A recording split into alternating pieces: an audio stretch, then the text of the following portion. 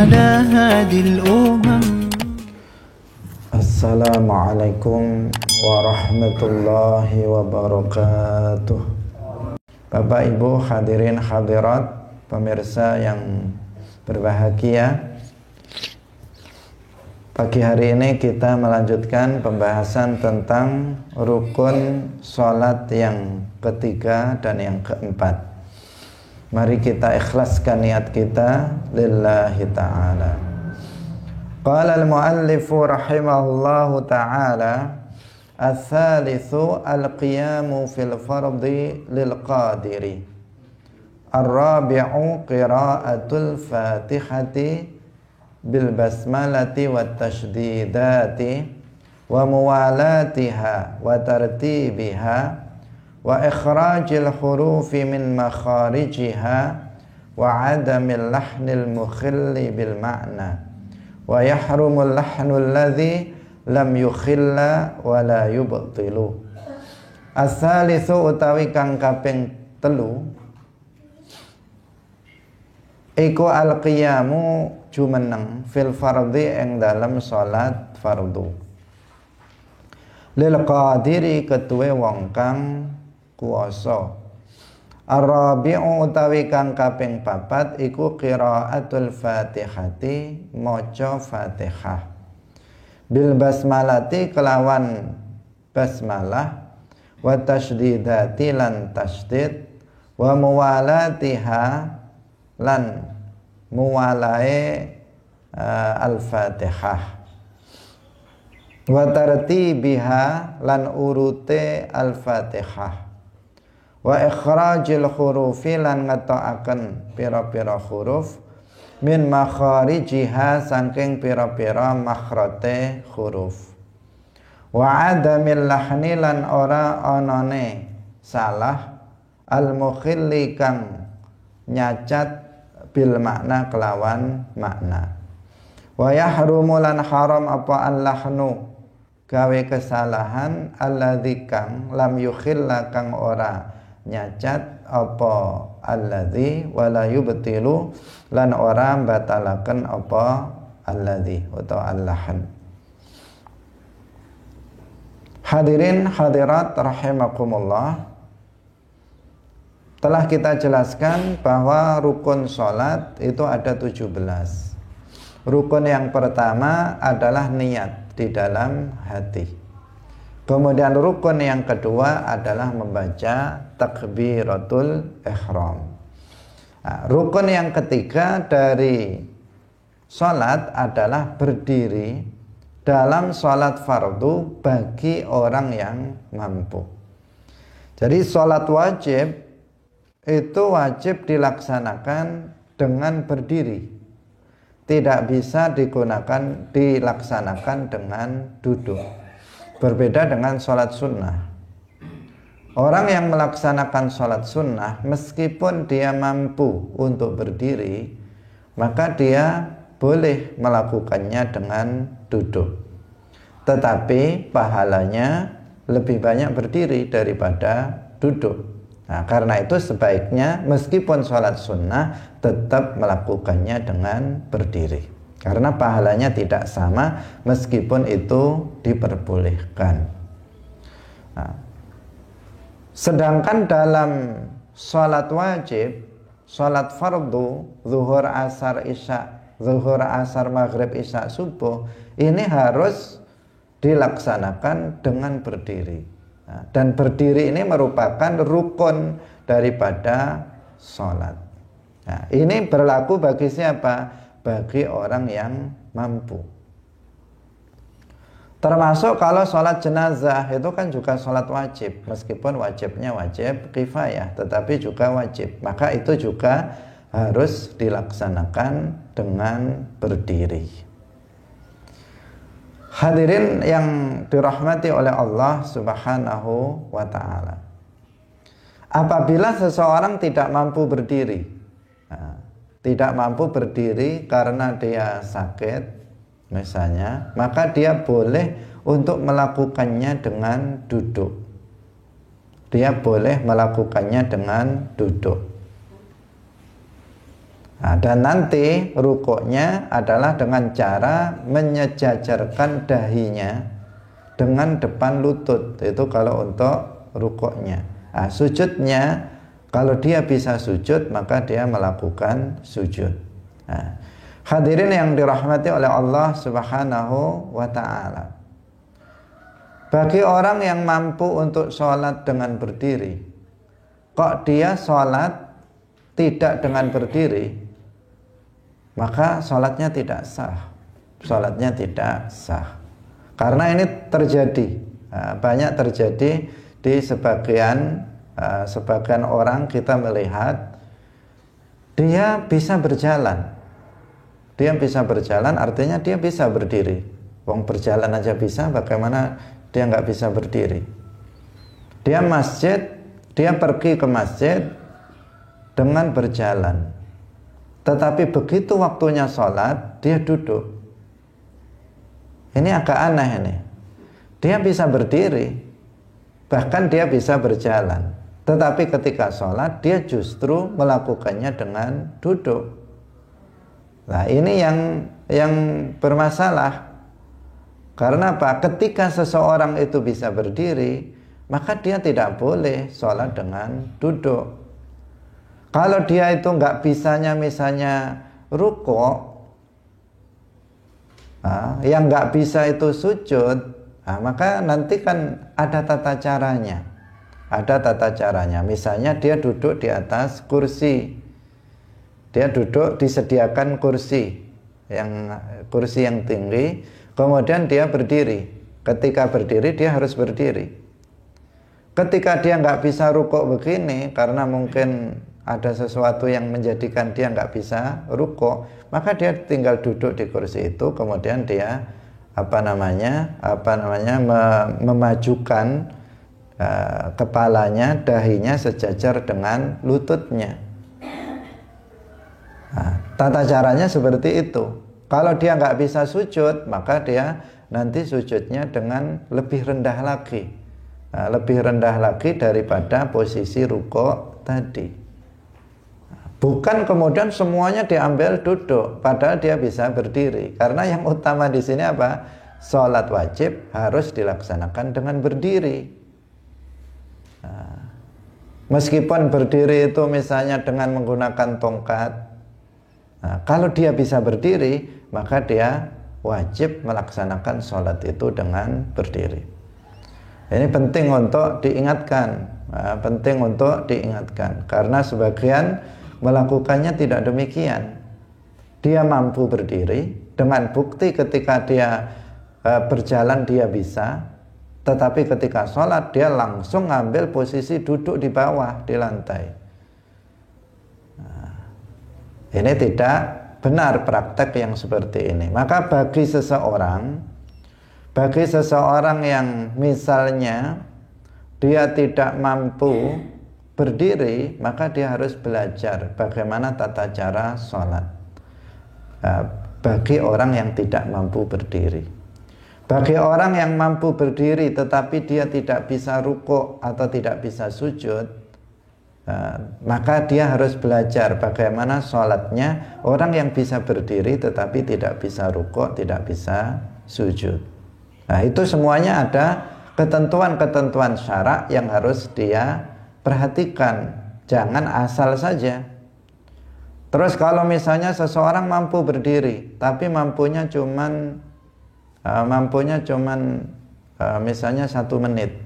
Setelah itu dia nggak bisa berdiri lagi karena keadaan, karena sakit dia, itu hanya mampu untuk bisa berdiri. Ya dia harus berdiri dulu, setelah nggak mampu baru duduk. Jadi bukan langsung dipukul rata, langsung duduk begitu saja, padahal dia apa? Padahal dia bisa berdiri. Hadirin yang dirahmati oleh Allah Subhanahu wa ta'ala. Maka di sini betul-betul kita peringatkan bahwa salah satu rukun sholat adalah berdiri. Bagi orang yang mampu. Bagi orang yang mampu, maka dia harus sholat dengan berdiri. Kalau dia tidak mampu, baru dia boleh melakukannya dengan duduk. Bagi yang tidak mampu melaksanakan sholat dengan duduk, betul-betul nggak mampu, maka dia bisa melaksanakannya dengan tidur miring ke kanan ataupun ke kiri. Miring ke kanan atau miring ke kiri. Kalau miring ke kanan berarti kepalanya di utara. Jika miring ke kiri berarti kepalanya itu di selatan. Nah, yang jelas menghadap ke arah kiblat, miring menghadap ke arah kiblat. Kalau dia tidak mampu dengan cara miring seperti itu, maka berarti dia sholatnya dengan terlentang. Terlentang berarti kepalanya ada di sebelah timur. Kalau di kita itu ada di sebelah timur, kakinya di sebelah barat. Kepalanya kalau bisa maka agak ditinggikan. Nah, bagian daerah kepala agak ditinggikan. Itu tata cara sholatnya.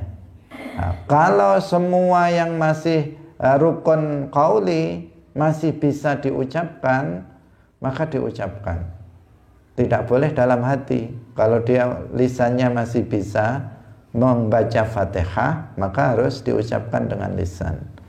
Tetapi jika lisannya sudah nggak bisa untuk berkata-kata, tidak bisa untuk membaca, maka baru bisa dijalankan melalui hatinya. Nah, jadi ini urutan-urutan ketika nggak bisa itu harus dilalui. Tidak kemudian seseorang mengambil pintas langsung.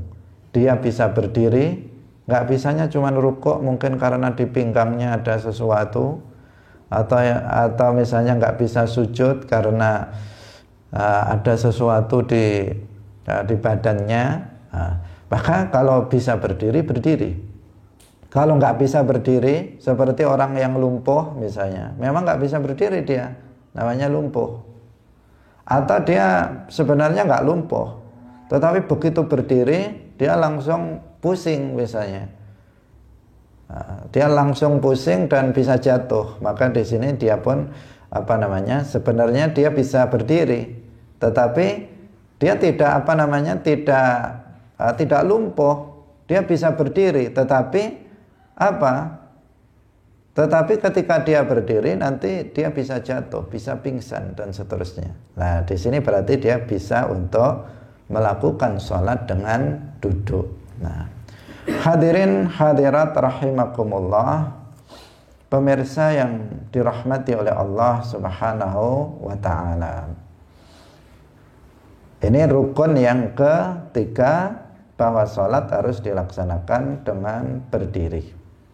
Termasuk dalam dalam kapal misalnya, yang kita bisa melakukannya bisa berdiri. Dalam pesawat misalnya, kita bisa melakukannya dengan berdiri, maka kita wajib melaksanakannya dengan berdiri. Tidak boleh kemudian di pesawat yang kita bisa berdiri, kemudian kita duduk. Wong kita misalnya ke toilet saja kita bisa berdiri di situ. Apalagi kemudian melaksanakan sholat, masa nggak bisa berdiri? Bisa seseorang melaksanakannya dengan berdiri. Misalnya di kapal laut, seseorang juga bisa berdiri untuk melaksanakan sholat. Nah, kalau di bis bagaimana? Kalau di bis ya nggak memungkinkan sholat, bahkan sholat sama sekali tidak memungkinkan di sana. Kenapa? Ya karena bis itu kalau kita sholat di sana tidak memungkinkan untuk menghadap kiblat. Sementara sholat wajib itu harus dilakukan dengan menghadap kiblat, dari awal sampai akhir harus menghadap kiblat. Berbeda dengan sholat sunnah. Kalau dalam sholat sunnah, maka fa'ainama tuwallu fathamma wajhullah. Nah, ketika dia takbiratul ihram, maka dia harus menghadap ke arah kiblat. Tetapi setelah selesai takbiratul ihram, maka terserah kepada hewan tunggangan yang dia tunggangi itu. Mau kemana dia mengarah, dia ikuti. Itu adalah dalam sholat sunnah, bukan dalam sholat wajib.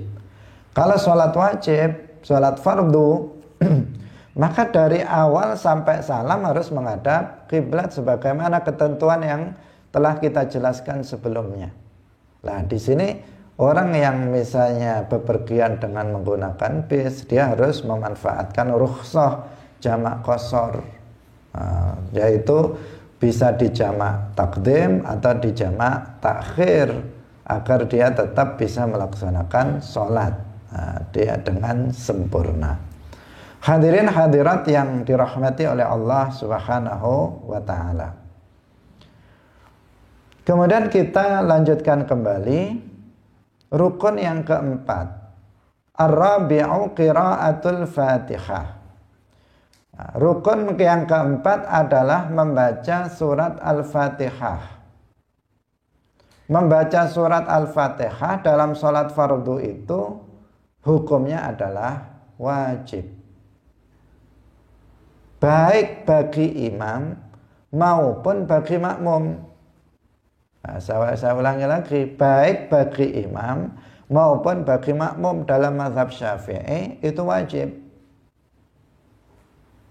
Karena sebagian ada yang menganggap bahwa wajibnya itu bagi imam saja kalau berjamaah. Jadi orang yang sendirian sholatnya, maka setiap rakaat dari rakaat-rakaat sholat yang dia kerjakan harus membaca suratul Fatihah. Setiap rakaat. Dalam sholat berjamaah, baik imam maupun makmum sama-sama wajib membaca suratul Fatihah. Tidak boleh ditinggalkan. Nah, kenapa kita menganggap bahwa sebagian orang ada yang nggak membaca suratul Fatihah? Karena terkadang seseorang itu imamnya sudah membaca Fatihah, kemudian setelah itu membaca surat, tanpa disangka suratnya itu ternyata surat yang terpendek, cepat lagi bacanya. Nah, sementara makmumnya belum baca Fatihah, baru baca Fatihahnya setelah dia membaca amin, selesainya imam membaca Fatihah. Tapi begitu imamnya ruku, dia kok ikut ruku. Pertanyaannya, kapan dia membaca Al-Fatihah sementara waktunya dalam sekejap itu? Apakah dia bisa mampu membaca surat Al-Fatihah dalam waktu misalnya imam membaca inna a'toina dengan cepat, kemudian dia membaca surat Al-Fatihah yang 7 ayat. Nah, kalau mampu ya mungkin, tetapi ini secara zahir ini sepertinya makmum ini nggak baca Fatihah ini, atau dia baca Fatihah belum selesai ditinggalkan. Dia baru mungkin sampai Ar-Rahmanir Rahim, Maliki Yaumiddin, imam rukuk dia ikut rukuk. Nah, kalau dia imam rukuk dia ikut rukuk, baca Fatihahnya belum selesai, ya nggak sah salatnya. Karena dalam setiap rakaat harus ada Fatihah, kecuali makmum masbuk. Makmum masbuk dia datang imam rukuk, maka dia takbiratul ihram, kemudian dia langsung ikut rukuknya imam. Untuk rakaat pertama ini dia dianggap sudah dapat 1 rakaat meskipun dia tidak membaca Al-Fatihah. Tapi untuk rakaat kedua, ketiga, keempat, atau seseorang sudah mengikuti imam dari awal, maka di sini membaca Fatihahnya harus dilengkapkan dari ayat 1 sampai ayat 7. Nah, seperti itu.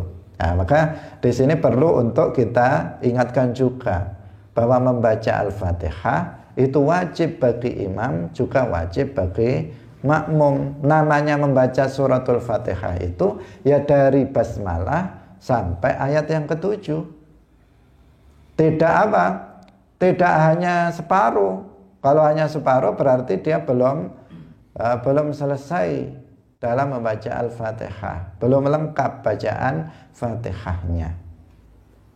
Nah, ini semoga ini bisa dipahami. Jadi kalau seandainya kita masih harus menyempurnakan Fatihah sementara imam sudah rukuk, ya kita selesaikan dulu. Nggak apa-apa kalau kita tertinggal karena uzur, yaitu karena menyempurnakan Fatihah. Nah, kecuali kalau sudah lebih dari 3 rukun ketinggalannya, imam sudah mau berdiri lagi untuk rakaat yang kedua, kita belum selesai baca Fatihah. Nah, maka di sini kita langsung ikut imam, nanti nambah 1 rakaat karena rakaat yang tadi itu belum ada Fatihahnya. Tapi kalau kita misalnya menyelesaikan Fatihah, imam masih ruku', ya udah kita tetap selesaikan. Imam masih i'tidal, kita selesaikan dulu. Imam sudah sujud pertama, kita selesaikan dulu. Kalau sudah selesai, baru kita ngejar ruku', i'tidal, sujud, mengejar imam. Nah, harus diselesaikan dulu Fatihahnya. Nah, berbeda tadi, kalau kita sudah kita masih berdiri, masih Al-Fatihah belum selesai karena terlalu lambat kita baca Fatihahnya. Kalau terlalu cepat untuk dia itu nggak bisa benar baca Fatihahnya, sehingga dia lambat. Imam sudah bangun dari sujud kedua mau berdiri atau mau tasyahud awal, dia belum selesai baca Fatihahnya. Maka di sini dia harus menyesuaikan imam, nanti dia menambah 1 rakaat. Tinggalkan Al-Fatihahnya belum selesai, dia langsung ikuti imam, nanti nambah 1 rakaat. Karena rakaat yang belum ada Fatihahnya itu belum dianggap sebagai 1 rakaat. Nah, hadirin hadirat pemirsa Madu TV yang dirahmati oleh Allah Subhanahu wa ta'ala. Kemudian dalam membaca suratul Fatihah itu ada ketentuan-ketentuan yang harus diperhatikan agar membaca Fatihahnya itu benar, sehingga sholatnya juga sah. Karena jika Fatihahnya itu tidak sah, berarti sholatnya juga nggak sah. Karena membaca Fatihah itu adalah rukun sholat. Yang pertama, mu'allif menyebutkan bil basmalati. Dalam membaca Fatihah, dalam mazhab Syafi'i itu harus dengan basmalah. Karena basmalah itu adalah ayat pertama dalam suratul Fatihah. Jadi ayat yang nomor 1 itu basmalah. Alhamdulillahi Rabbil Alamin itu ayat yang kedua. Nah, kalau seseorang dalam membaca Al-Fatihah kemudian dia tidak membaca basmalah, berarti dia lewati 1 ayat. Berarti dia menjadikan ayat Al-Fatihah menjadi hanya 6 ayat, bukan 7 ayat. Nah, di sini berarti kurang, Al-Fatihahnya kurang, menjadi tidak sah. Maka harus dengan basmalah. Harus dengan basmalah dalam mazhab Syafi'i. Kalau kita misalnya ke Timur Tengah, misalnya di Makkah atau di Madinah, di sana ada imam yang nggak baca basmalah misalnya, langsung Alhamdulillahi Rabbil Alamin tanpa membaca basmalah. Maka itu mazhab mereka berbeda dengan mazhab kita. Dalam fikih itu berbeda dengan kita. Nah, karena itu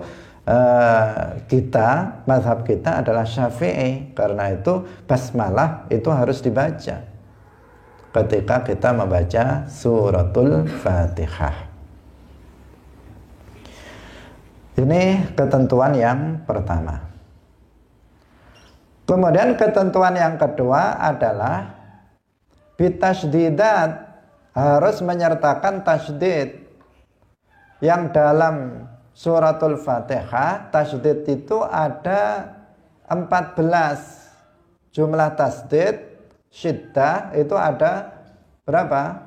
Ada 14. Jangan sampai tasdid ini ada yang ketinggalan 1 saja. Jadi 1 saja tasdid yang jumlahnya 14 ini ditinggalkan, maka tidak sah Fatihahnya. Mulai dari bismillah. Bismillah ini sudah ada tasdid. Bismillahirrahmanirrahim sudah 3. Alhamdulillahi Rabbil Alamin Ar-Rahmanir-Rahim. Ya, seterusnya sampai terakhir itu jumlahnya ada 14 tasdid. Tasdid itu kita biasa menyebutnya syiddah atau syaddah. Nah, ini apa? Ini harus dibaca, nggak boleh dilewatkan. Kalau seseorang itu misalnya meninggalkan satu tasydid saja, maka apa? Maka nggak sah sholatnya. Karena tasydid itu adalah huruf dua yang diidghamkan, yang aslinya ada dua. Artinya dia akan meninggalkan satu huruf, satu tasydid ditinggalkan, meninggalkan satu huruf. Dua tasydid meninggalkan dua huruf dari surat Al-Fatihah. Sehingga tasydid harus diperhatikan, jangan sampai ditinggalkan. Kalau ada orang misalnya membaca Fatihah, dia mengatakan dalam membaca suratul Fatihah, dia mengatakan misalnya dia mengatakan Bismillahirrahmanirrahim misalnya. Itu kan nggak ada tasydidnya. Ketika dia mengatakan Bismillah kan nggak ada. Bismillahirrahmanirrahim, nggak ada tasydidnya itu. Nah, kalau bacanya modelnya seperti itu nggak sah. Dia mengatakan Ar-Rahmanir-Rahim, Maliki Yaumiddin, Iyyaka na'budu wa iyyaka nasta'in. Itu nggak ada Fatihahnya.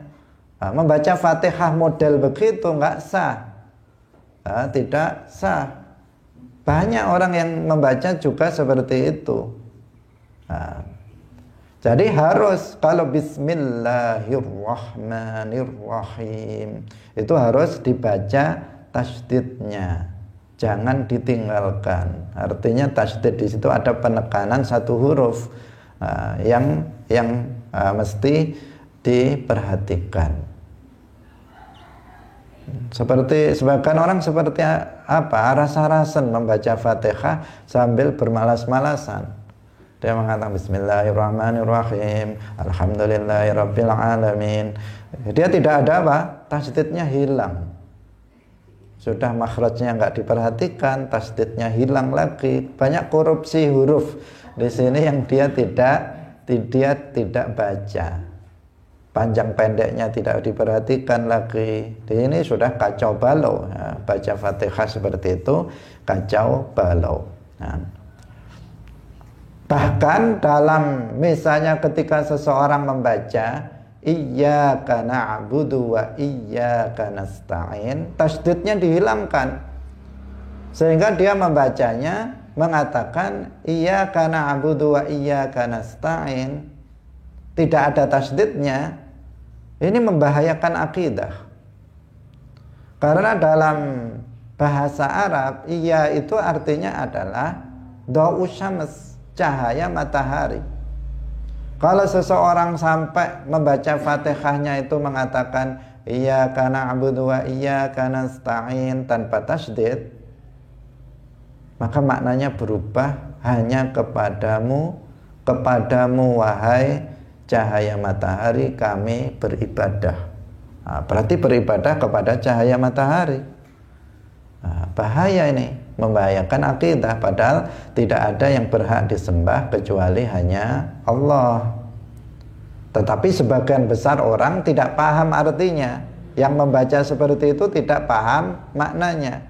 Nah, karena nggak paham ya tidak dikufurkan. Tetapi kalau sudah diberitahu seperti ini, dia tetap nekat membuang tasydid, tetap mengatakan iyyaka tanpa tasydid, maka di sini dia bisa jatuh kepada kekufuran. Karena itu harus berhati-hati. Jadi membaca suratul Fatihah harus belajar betul-betul, minta untuk diperdengarkan kepada seorang guru yang bagus bacaan Fatihahnya.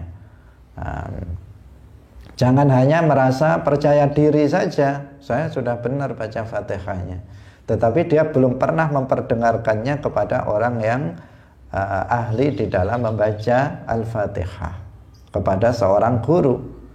Percaya diri aja saya enak, juga terdengar enak, sudah saya rekam juga enak menurut kamu, tetapi apakah betul dia sudah benar menurut kaidah-kaidah dalam membaca Al-Quran? Nah, di sini yang kita pentingnya talaqi, Talaqi Al-Quran itu dipelajari secara talaqi, sebagaimana ilmu-ilmu agama yang lainnya dipelajari secara talaqi.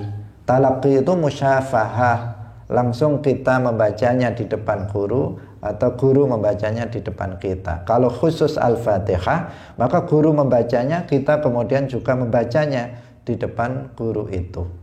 Agar betul-betul tepat kita di dalam membaca suratul Fatihah. Membaca Al-Quran secara umum atau bisa membaca Al-Quran secara umum itu hukumnya fardu kifayah. Tetapi kecuali suratul Fatihah. Bisa membaca suratul Fatihah itu hukumnya fardu ain. Setiap muslim harus bisa membaca Al-Fatihah.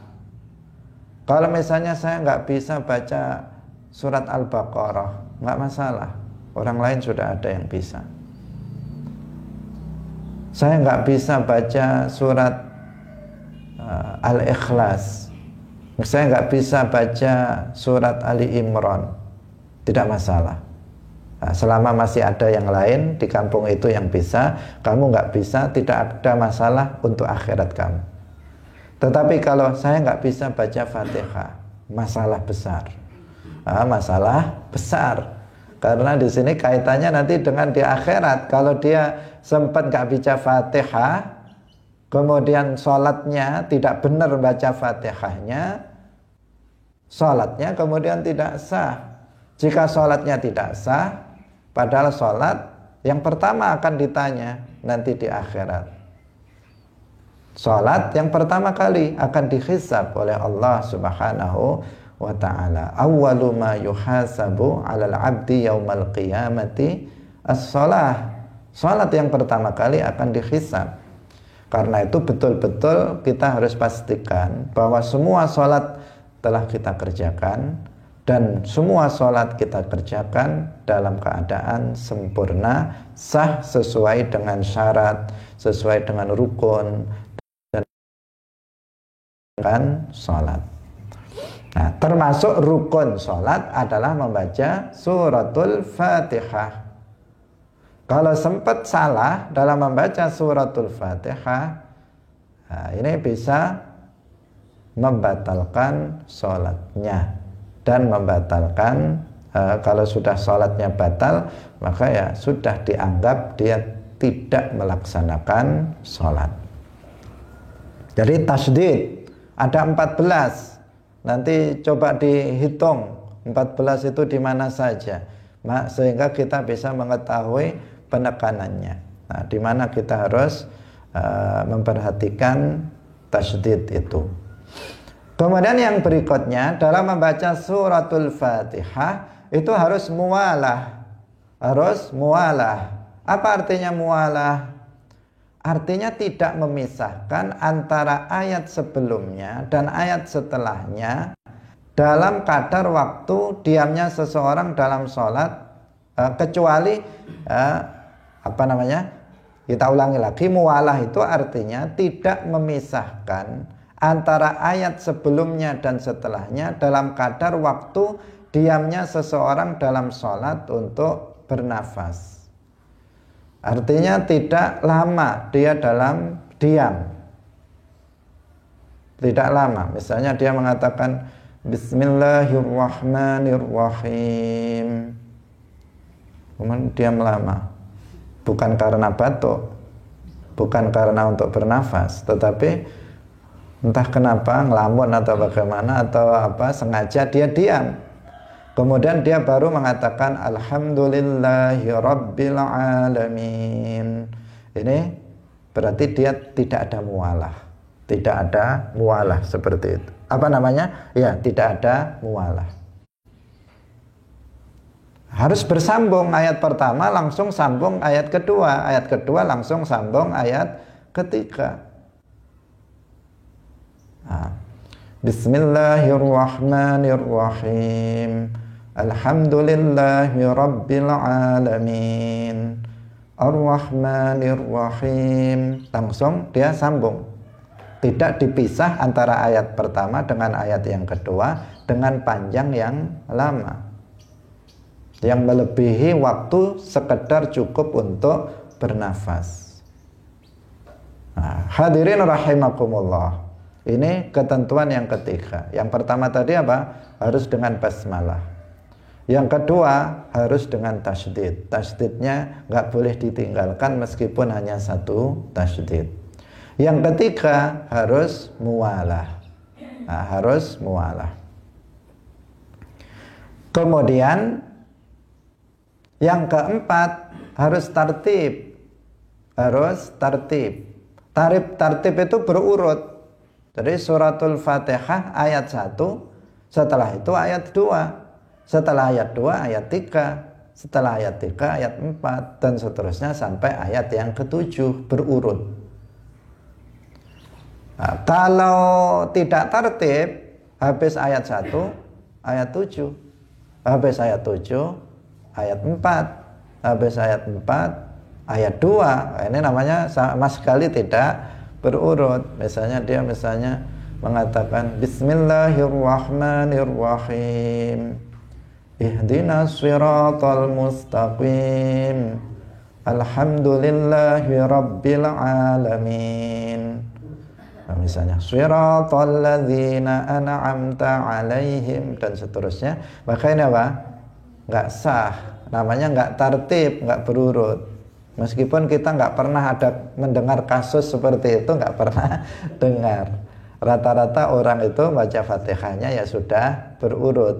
Nah, jarang atau saya sendiri tidak pernah mendengar ada orang membaca Fatihah dibolak-balik. Nah, kecuali orang yang bodoh, mungkin dia bingung.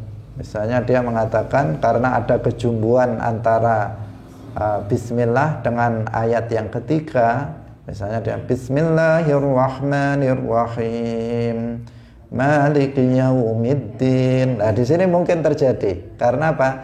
Ar-Rahmanir-Rahim itu ada dalam basmalah juga, sehingga dia langsung Maliki yaumiddin. Nah, jadi itu nggak urut namanya, harus berurut, harus tartib. Hadirin rahimakumullah. Kemudian yang kelima ini harus memperhatikan makharijul huruf. Harus memperhatikan makharijul huruf, yaitu tempat keluarnya huruf. Yang paling harus diperhatikan, karena banyak orang salah, sebenarnya semua harus diperhatikan. Nah, semua makharijul huruf dalam suratul Fatihah harus diperhatikan. Tetapi yang paling banyak terjadi kesalahan adalah ketika seseorang mengucapkan shad, sirata. Itu sering dia keliru. Maka di sini harus lebih berhati-hati.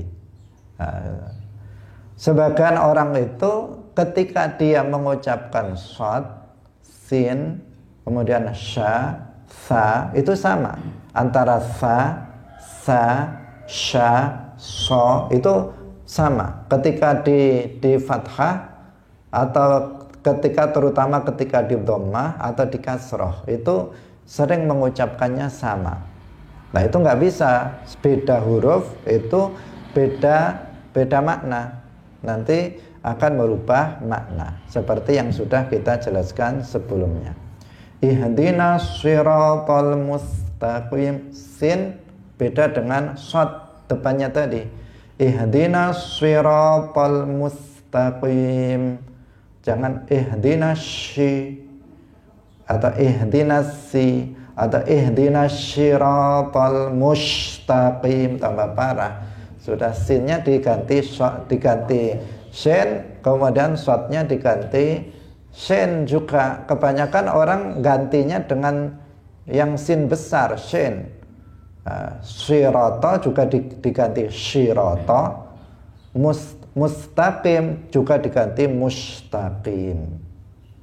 Nah, ini banyak yang seperti itu. Karena itu untuk shad harus diperhatikan. Ihdinas siratal mustaqim, siratal ladzina an'amta alaihim. Jadi shadnya harus benar. Hadirin rahimakumullah, laki-laki ini harus talaqi, harus kita belajar kepada seorang guru untuk memastikan bahwa kita telah mengeluarkan huruf-huruf itu secara tepat. Atau seseorang misalnya yang sering kalau orang Jawa itu hak juga dalam mengucapkan hak. Hak itu harusnya dia bersih, tetapi sering orang membacanya alhamdulillah. Alhamdulillah. Kalau dia membacanya alhamdulillah jadi kha. Meskipun enggak al-kha, tetapi dia kalau baca alham itu nanti berubah makhrajnya. Sebagian orang lagi membaca ha itu dengan ha. Dia membacanya alhamdulillahi rabbil alamin. Alhamdu. Ini keliru juga. Yang lebih parah lagi ada yang membacanya dengan kaf. Alhamdulillah misalnya. Alhamdulillah. Ini banyak ilat Jawa, lidah Jawa itu mengatakan begitu. Nggak bisa hak tapi dari k. Jadi ini harus kita perhatikan betul. Bagaimana caranya? Yaitu dengan talaqi, dengan belajar. Ada lagi yang membaca zal itu dengan zal. Shiratal lazina. Shiratal lazina itu jadi za, bukan zal. Jadi shiratal lazina, bukan shiratal lazina. Kalau pakai za, nanti di sini keliru. Hadirin hadirat rahimakumullah. Jadi dalam membaca Al-Fatihah nggak boleh ada kesalahan, baik itu dalam makharijul huruf, juga dalam masalah mat tabi'i, mat asli itu nggak boleh yang pendek dipanjangkan, yang panjang dipendekkan. Misalnya alhamdulillahi rabbil alamin, lillah. Kan di sini mat tabi'i dia panjang. Alhamdulillahi rabbil alamin, alamin. Enggak boleh dia bacanya, misalnya dia mengatakan rabbil alamin misalnya, atau rabbil alamin, alamin. Itu juga tidak benar itu. Harus kalau panjang dipanjangkan, kalau pendek jangan dipanjangkan. Ini tentang mat ya, tentang mat tabi'i. Kalau misalnya panjang atau misalnya yang misalnya 6 harusnya 6 harokat tapi dia baca 2 harokat, itu tidak membahayakan terhadap keabsahan. Misalnya rabbil alamin, misalnya sudah ada panjang 2 harokat, itu tidak membatalkan bacaan Fatihahnya karena sudah dia di sini mestinya tidak kurang panjang sedikit misalnya, tetapi itu tidak mempengaruhi keabsahan Fatihah. Hadirin hadirat pemirsa Madu TV yang dirahmati oleh Allah Subhanahu wa taala. Kesalahan di dalam membaca Al-Fatihah atau membaca Al-Quran secara umum, itu ada kesalahan yang disebut dengan al-mukhilli bil makna. Kesalahan yang bisa merubah makna. Dan ada kesalahan yang lam yukhilla bil makna, yang tidak merubah makna. Jadi kesalahan yang merubah makna, maka jelas itu membatalkan. Seperti yang tadi kita sebutkan, dia tasdidnya dihilangkan, iyyaka na'budu, dia mengatakan begitu, maka jelas itu salah. Bahkan kalau tasdid tadi sudah kita katakan semuanya. Atau misalnya seseorang dalam i'rab, harusnya shiratal ladzina an'amta alaihim, an'amta. Tetapi dia keliru an'amtu. Dia mengatakan siratal ladzina an'amtu alaihim. Nah, ini dalam bahasa Arab fatal. Ta itu artinya engkau, kalau tu itu artinya saya. Kalau siratal ladzina an'amta artinya jalan orang-orang yang engkau beri nikmat, yaitu orang-orang Islam. Tetapi kalau dia mengatakan siratal ladzina an'amtu, jalan orang-orang yang aku telah beri nikmat, berarti dia yang ngasih nikmat, bukan Allah. Nah, ini namanya merubah makna.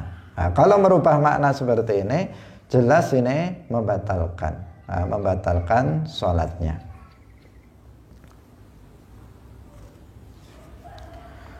Kemudian kalau tidak ada kesalahan yang membatalkan makna, juga nggak boleh dalam membaca Al-Fatihah itu ada kesalahan yang membatalkan makna maupun kesalahan yang tidak membatalkan makna.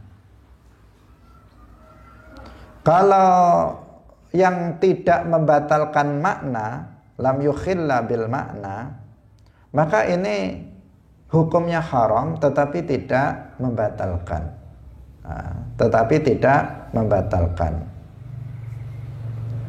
Jadi hukumnya itu tetap sah sholatnya jika kesalahan dalam membaca Al-Fatihah itu kesalahan yang tidak membatalkan makna.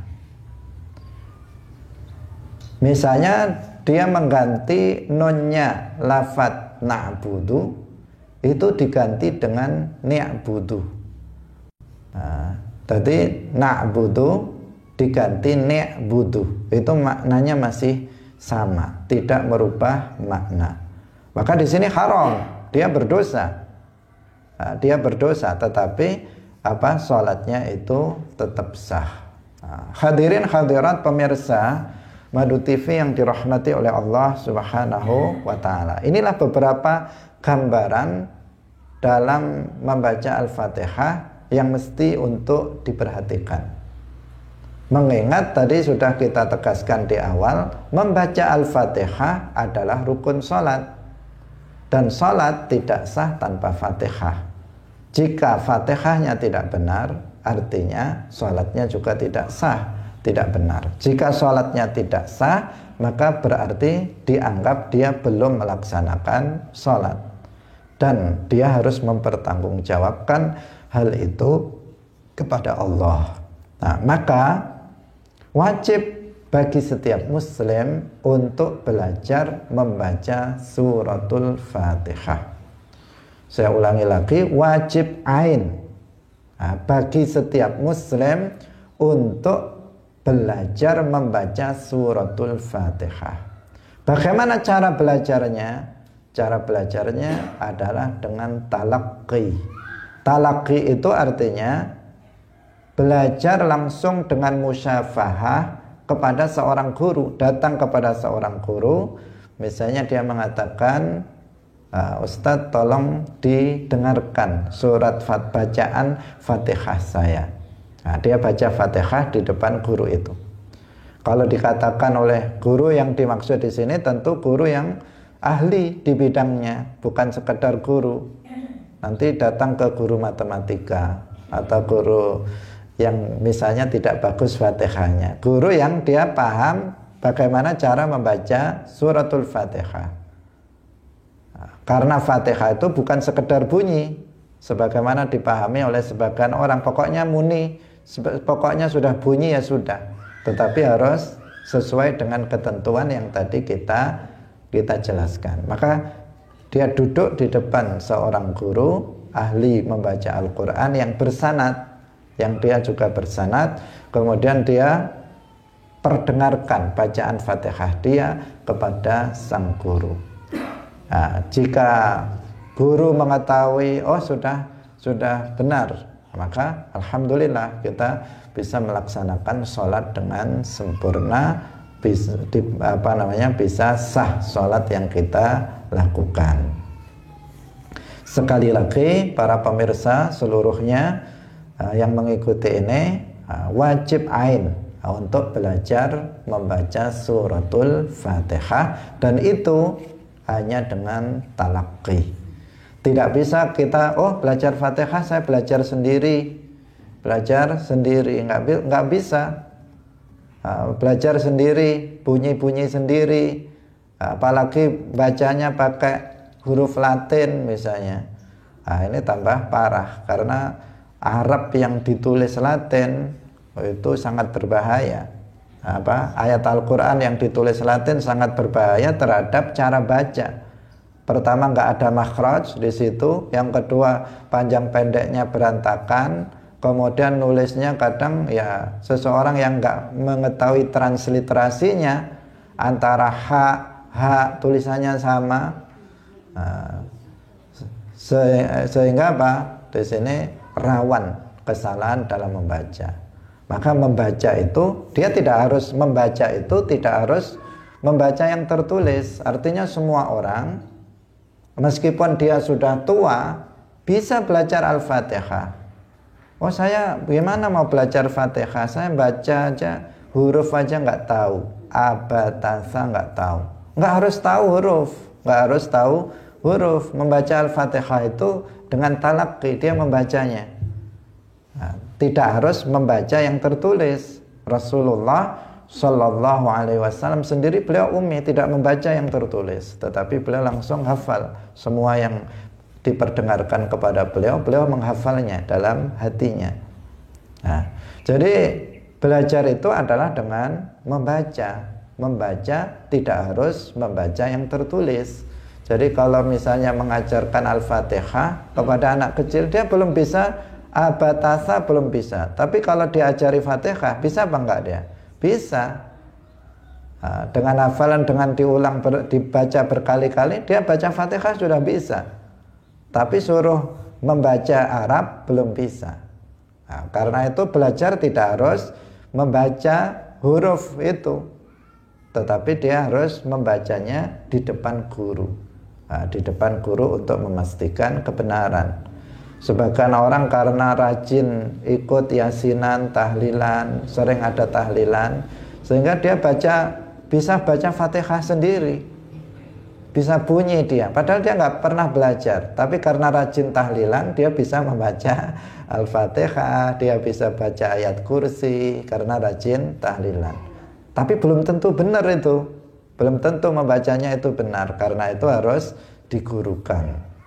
Hadirin rahimakumullah, demikian pengajian kita pada pagi hari ini, semoga bisa menjadi perhatian bagi kita semuanya, menjadi ilmu yang bermanfaat bagi kita. Amin ya rabbal alamin. Barakallahu fikum, wallahul muwaffiq ila aqwamit thariq. Wassalamu alaikum warahmatullahi wabarakatuh.